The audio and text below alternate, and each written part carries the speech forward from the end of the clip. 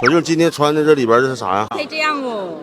12月初，兄弟们，二手机整个市场啊，全线都是一个大掉水的一个情况啊，吓一跳是吧？哎，你这是什么意思啊？耶！她有可能会是元哥视频里的新女主角，来，抬个头，你看我脸都红了，这抬个头，脸都红了，完蛋。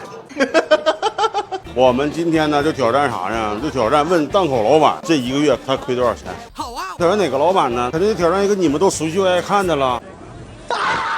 我瞅你好像在这说张家长李家短呢。什么？你把手给我拿下去，你要不要钱？干嘛？小六啊？要钱把头抬起来。没化妆。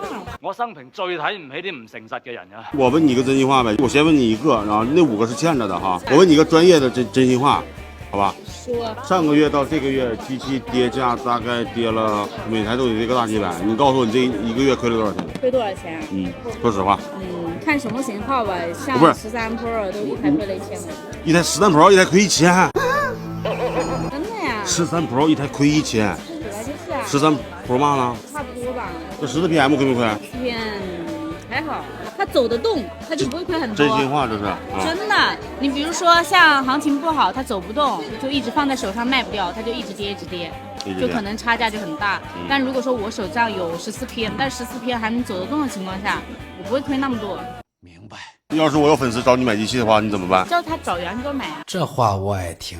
哎，這個情商嘛，要不然怎麼說人家年紀輕輕就能當個老闆娘呢？保險櫃裡的機器隨便買套房了。那上個月賺多少錢？這幾個月都是虧錢好嗎？這個月誰不虧錢啊？ Fine。那我問一下，14 Pro 128有鎖的啥價？什麼內存？128。4000左右的，就比較好的那種。256的呢？256的4700吧。有鎖的。我無鎖的才拿4900。妈妈在同一個頻道上。Pro 啊。Pro。對啊。14 Pro 你賣4000。哦，我說的14 Pro Max 是吧？懵了你啊！小靜今天穿的這裡邊這是啥呀？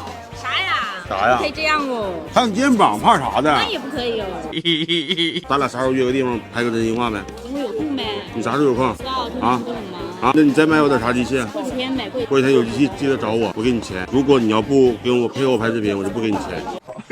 我下期視頻，兄弟們，過幾天等小靜有空了的話，我盤他5個真心話。然後呢，你們想問啥，到時候你們給我扣在評論區上面。那今天這視頻就拍到這兒了唄？嗯呐。那親一個來。